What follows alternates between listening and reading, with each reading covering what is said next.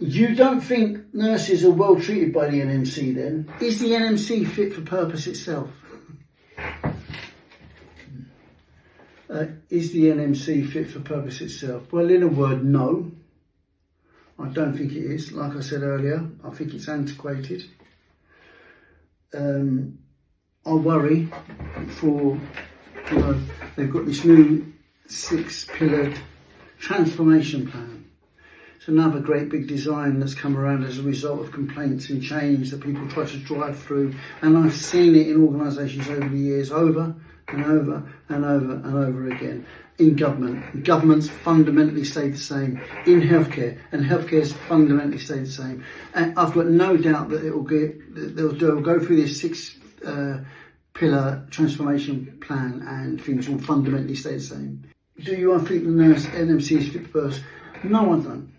It's had lots of internal. I'll give you a really good reason for it. One of the biggest things they complained about really was really about themselves and the treatment of each other inside. They come up with a 6-pillar transformation plan. 5 of them are about them, about how they treat each other, about the work they do, about their goals. Self, me. Well, I'm in recovery, and when we talk about myself a lot, we call it an ambulance recovery.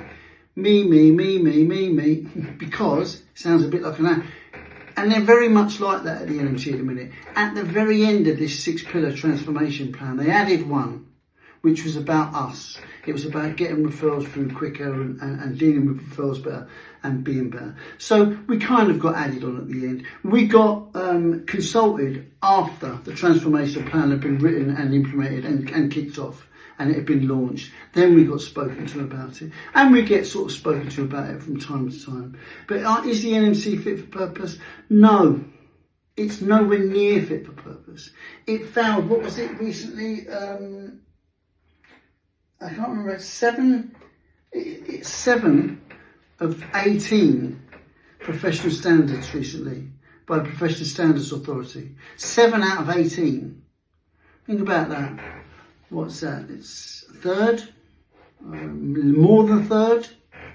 You know, that's almost 50%. 2 more, and it's half. 9 out of 18. You know, it's nowhere near fit for purpose. And I don't think this transformation plan is going to do anything to make it fit for purpose. I think what they want to do is have a really good shake-up, but without shaking anything. They don't want to include us. I'll give you a little example of that. And I've spoken to Paul Rees, and I've mentioned this to the NMC themselves. They say that I am restored to the register and I'm a fit and proper person now. But if you've been through fitness to practice, you can never be a panel member. You can never work at the NMC. You're tarred forever. So they're saying you've been completely put back together again, but not quite back to being a fit and proper person, because you're never going to be good enough for us. So I don't really know what to say. I think that's called discrimination. And I think while they're fooling themselves about transformation plans that have clear discrimination in, I don't think they're going to get anywhere. I don't think they're fit for purpose at all. They want to have a radical new look. They need to be radical in their approach to change. And that means listening to the voices that are the hardest to listen to.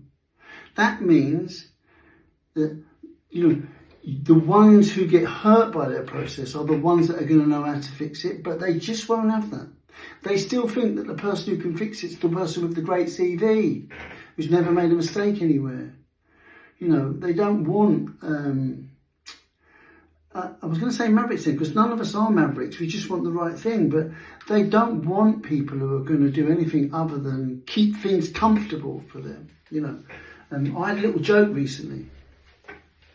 And I've watched a Netflix documentary about the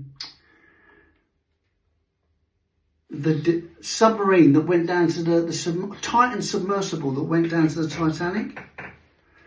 And it was almost, and I likened it to Paul Rees' career. He's come from a really good place at the pharmacist, and he's come from a really good place in previous jobs, and now he's at the NMC, and I can hear his career creaking like the Titan submersible, and sooner or later it's going to implode and he's going to ruin his CV. Because if you start off in the wrong place, you're never going to get to where you're supposed to go. You have to make sure your starting premise is 100% if you have any chance of getting where you want to go. And I just don't think so. You know, it got quite a few likes on Facebook and LinkedIn when I said that, you know, I worry because I can hear his career creaking like the Titan submersible. The thing is, he's a very capable, lovely man. I've met him on Zoom meetings and we've spoken, and he's really kind and he's got a good job. And I'll give him that, he's pulled together a fantastic team, a really fantastic team of people who want to do the right thing. But when you're with them, it's almost like they're not really engaging with us. They're jumping through hoops with us to make us feel like, and so they can tell people they've engaged with us. I don't know that we feel that engaged with, to be honest with you. But it's a shame because he seems like a really lovely man, you know, and so do all the others who he's got together in his team. I'm sure they'll achieve loads.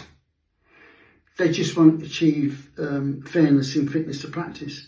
When this is all over, there are still going to be protests. We're still going to be a pressure group. And there are still going to be people committing suicide as a result of bad decisions. Nurses, 21 I think, have died since 2016. How many of them would still be back on the register by now if they had the approach we wanted? How many of them would have been found with no case to answer and died needlessly? You know, I don't think they're really getting the seriousness of why we're involved and why we're going to stay involved. So, no, I don't think the NMC is fit for practice.